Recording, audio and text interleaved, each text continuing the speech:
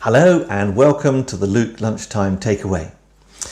For most of us, at some time in our lives, we do something and it is a massive mistake. Maybe we fail at something big time in our job. Maybe it happens at home. Maybe our marriage breaks up. Or maybe we do something that hurts somebody else and we have to live with the consequences of that for the rest of our lives.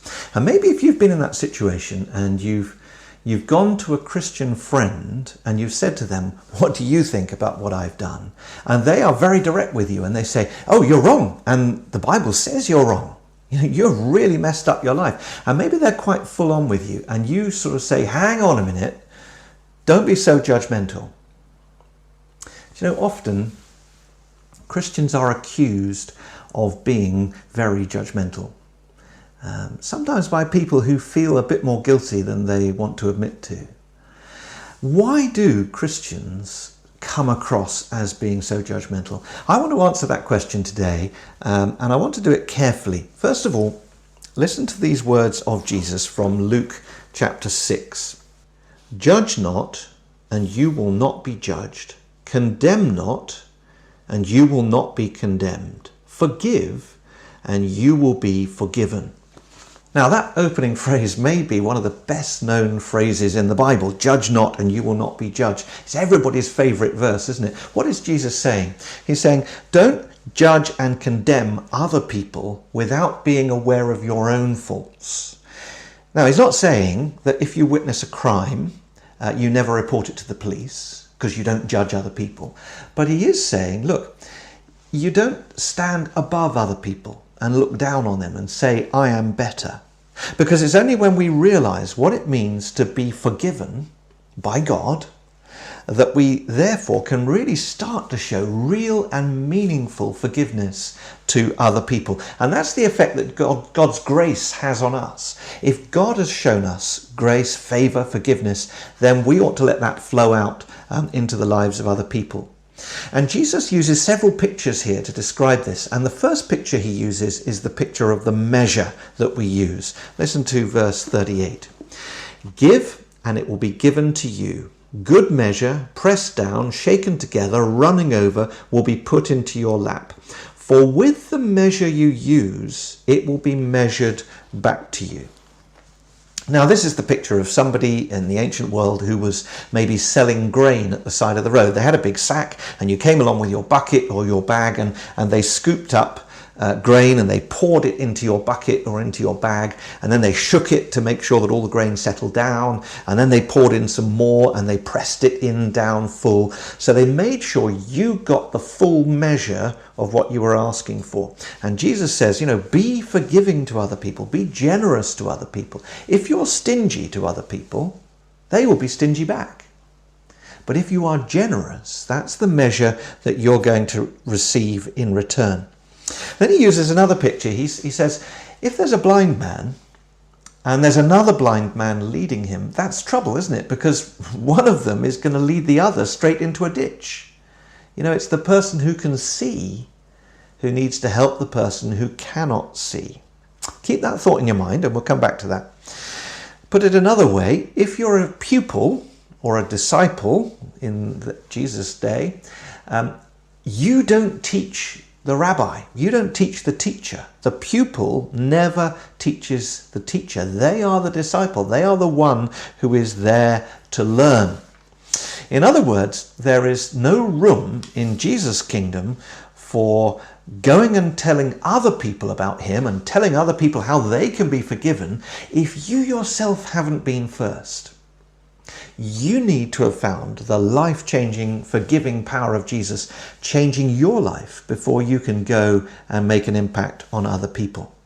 It's only the people whose whole life has been turned around, whose whole character has begun to change because they've believed in Jesus. It's only them who can go and talk to other people about the possibility of forgiveness. And the final picture that Jesus uses here is a picture that we're very familiar with. It's sort of passed into our language, hasn't it? Let me read you verse 41 and 42. Why do you see the speck that is in your brother's eye, but do not notice the log that is in your own eye? How can you say to your brother, Brother, let me take out the speck that is in your eye, when you yourself do not see the log that is in your own eye? You hypocrite! First take the log out of your own eye, and then you will see clearly to take out the speck that is in your brother's eye. Now, it's an outrageous picture, isn't it? You know, this great big log stuck in your own eye and a tiny speck in your brother's eye. What he's saying is this: when Jesus looks at my life, he knows it's a disaster. And I know that that's true because I've become a Christian. I need his forgiveness. I need his favour, his grace. I cannot be received by God on the basis of the goodness of my own life because it's a mess. And I've failed. And I need redemption. And I need Jesus by his death to take away my sin and to cleanse me from all unrighteousness. And that, if you like, is like taking the plank out of my eye. My sin is the big plank.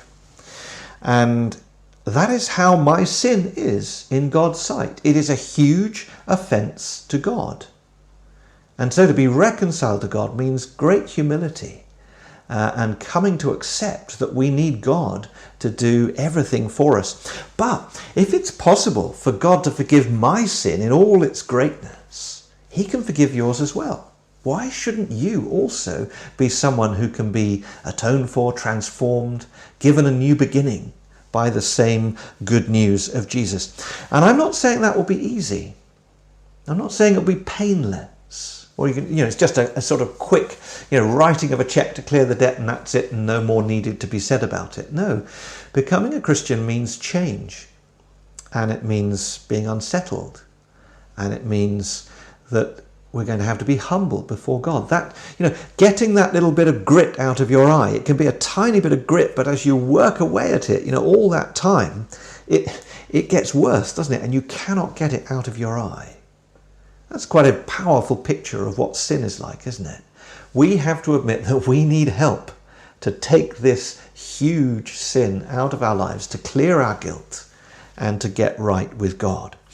But if I can have a new beginning, if I can find forgiveness, if I can be transformed by the power and grace of God in my life, why should I keep that to myself? Yeah, it does mean going to somebody else and saying, look, my life was in a mess and I think yours is as well. That sounds very judgmental, doesn't it? But I'm going to them to say, look, you can have a new beginning. You can be transformed. You can be changed as well. Look at the difference it has made that God loved even someone like me. If there's hope for me, there can be hope for you as well. Now, if you'd like to know more about the Christian message, you'd like to know more about what we're teaching as a church, and you'd like to do a Bible study course that's investigating Christianity, we run a course called Life Explored. We'd love to run it again in the next few weeks. Do get in touch with us. We'd love to take you through that and to explain to you more the wonderful good news that is at the heart of the Christian faith. Thanks for joining me today, and I look forward to seeing you again next week.